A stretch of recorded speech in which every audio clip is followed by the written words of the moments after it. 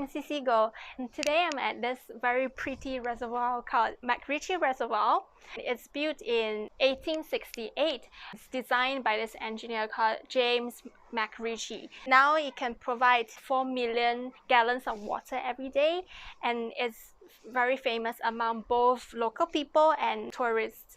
So today what I'm going to talk about is how to ace Columbia University undergrad interview. I have interviewed quite a number of undergraduate applicants.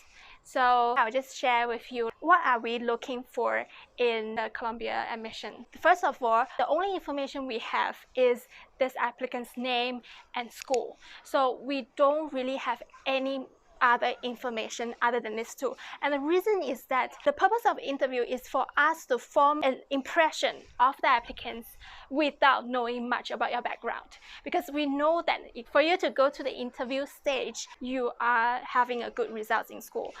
I guess your personal statements, your recommendations are also good. The only thing that we want to find out is whether we can have a good conversation with you. I understand that people tend to apply to many schools, but of course you have your top options, especially when you're applying to Columbia, which is one of the top schools in the world, that we expect some kind of interest.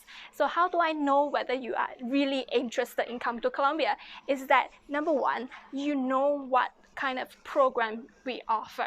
So there's some unique features about our undergrad programs.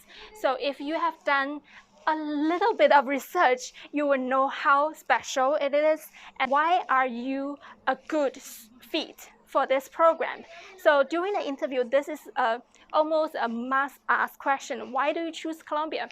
And if you are able to give a good answer that shows some kind of genuine interest, then that will be a plus. Some people, they would really research on the program, research even on the interviewer, right? Just to show that you are interested.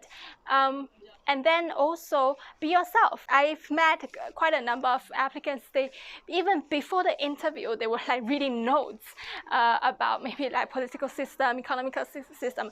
Actually, I wouldn't think it's very necessary, because at the end of the day, the interview is not an exam. You're not trying to showcase, what you know about economics and political situation. Well, you can, but maybe what we are looking for is whether you have independent thinking, right? You are able to form your own opinion out of all the resources out there. So whether you are independent character, you know what you want, you're unique, because the moment when you decide to apply to Columbia, you are one of the top students. So we want to see how unique you are in terms of thinking, your independent opinion and all that. If you can come to the interview stage, you must be able to study. That one, we have no question about it. The kind of question we tend to ask is, what else do you do, right? Other than study, what kind of books do you read? What are your hobbies?